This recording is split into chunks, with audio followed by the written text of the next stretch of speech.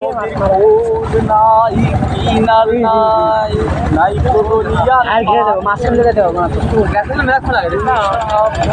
চালাইও রে মাঝি অকুলেই দরিয়াতে। Hello WhatsApp guys, আমরা এখন চলে এসেছি যমুনা নদীতে। আমরা এখন মাছ বরাবর। এই যে দেখতে পাচ্ছেন, আমি কিন্তু খুবই সাহসী, আমি সাহসী একজন মানুষ। দেখতে পাচ্ছেন আমি কমায় দাঁড়িয়ে আছি।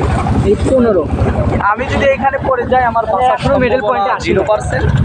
এই জায়গা করলাম বাসমুখী কারণে, জানো এদের নৌকা আছে, নৌকা থামাই পাবো, নৌকা দৌড় কিরা এই জায়গা তুই পরে আমার তো চলে যাবে পিছন দিয়ে তুই থাকবো না তো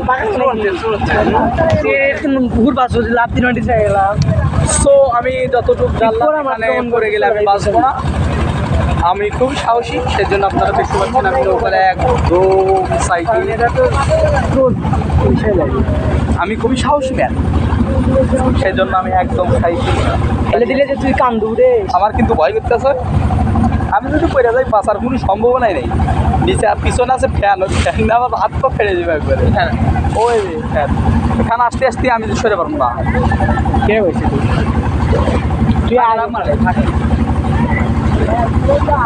হ্যালো হোয়াটসঅ্যাপ গাইস, আমরা কিন্তু চলে এসেছি লাভ মারে দড়ি 3 ভাগের 1 ভাগ। লাভ দাও ভাই দেখতে হবে এই যে দড়ি খুলে লোহা নুন দড়ি যাবে তাহলে পানি নৌকা নিতে হবে।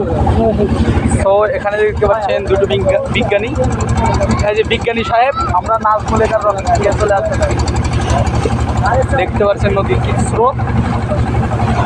সো আমরা এখন নদীর মাঝখানে, এখনো মাঝখানে যাইনি। গভীরতা 20,990। এই যমুনা নদী আমরা যেখানে দাঁড়িয়ে আছি, আমি এখন যেখানে দাঁড়িয়ে আছি সেইখানকার গভীরতা, এটা হচ্ছে মাঝখান। এইখানকার গভীরতা হচ্ছে 20,990 ফুট গভীরতা।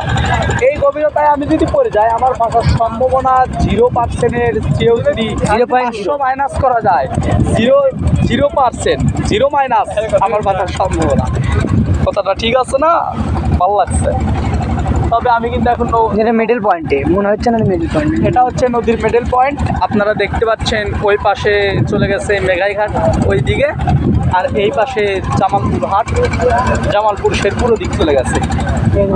আমরা এখন নদীর মাঝ বরাবর অবস্থান করছি। এই আমি যেই জায়গায় দাঁড়িয়ে সেই জায়গায় সেই স্থানের গভীরতা হচ্ছে 20,990 ফুট গভীরতা। আমি খুব সাহসী ম্যান, আমার বলছি। দেখতে পাচ্ছেন সাইডে দাঁড়িয়ে নাজমুল টুকটা ধরো। সো আমরা এখন নদীর মাঝখানে দেখতে পাচ্ছেন নৌকার কি ঢেউ খাচ্ছে। এই যে দেখুন কি জোরে জোরে পানি বাড়ি খাচ্ছে। এখন কিন্তু আমি মাঝ বরাবর পার হয়েছি, এখন সম্ভবত মাঝ বরাবর পার হয়েছি। এখানকারও গভীরতা সেম। এইখানে কিন্তু কোনো সময় পানি শুকায় না। এইখানকার পানি শুকানোর ক্ষমতা কিন্তু কারণ নেই, আল্লাহর আছে। আল্লাহ তো আছে, আল্লাহ চাইলে সব কিছু পৃথিবীর কোনো জীব জন্তু যানবাহন কারণই পাশে মিডল পয়েন্ট দিয়ে, কারণ এখানকার গভীরতা যেমন করলে আপনারা দেখতে পাচ্ছেন আমার পিছনে ওই যে ট্রলার দাঁড়িয়ে আছে। ওই ট্রলারটা কিন্তু মানুষ বয় পাথর এগুলো বয়, বালু বয় ট্রলার দিয়ে। যাতে আমরা অতিরিক্ত সময় লাগবে 2 মিনিট। আমি কিন্তু নদীর মাঝ বরাবর পার হয়েছি। এখানকার গভীরতাও কিন্তু সেম। নৌকা এমন জোরে জোরে ঢেউ খাচ্ছে, সেটা দেখে আমারও ভয় পাচ্ছে, কিন্তু আমি সাহস করে এখানে দাঁড়িয়ে আছি কারণ আমি আপনাদের অল্প করে দেখাচ্ছি। স্রোতের কারণে না বন্ধ হয়ে লাইট বন্ধ কর, ওই লাইট বন্ধ কর, লাইভ কী করতেছি আমি।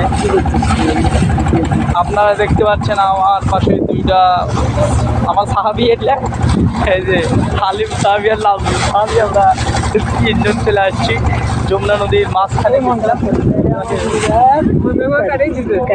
এই ভিডিওটা রকিং মেসেঞ্জারে আমি দিয়ে দিব, সমস্যা নাই। ভাই গেছে। তো আমরা কোন চরে গেছিলাম, ওই চরের নাম কি মাছবাড়ির চরে আমরা গিয়েছিলাম, সেটা কিন্তু অনেক দূর আমাদের বগুড়া থেকে অনেক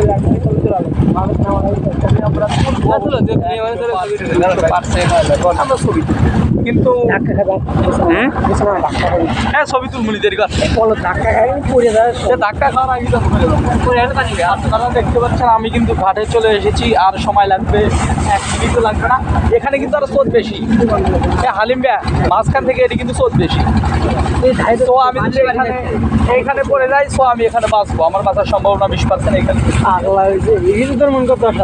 এটি এইখানে সম্ভবত বাঁচার নৌকা কিন্তু বোতল কিন্তু ওই পাশে দেখতে পাচ্ছি একটা মিয়া আছে, ওই যে রকি তুমি দেখতে পাচ্ছ একটা মিয়া ঘাট আছে। So, এই যে আপনারা দেখতে পাচ্ছেন আমি কিন্তু নদীর মতো ফাইন করে বাতাস বুঝছেন, কারণ দেখেন আমি টুক মাথা দিচ্ছি নদী, এই যে দেখেন আমি টুক মাথায় দিচ্ছি।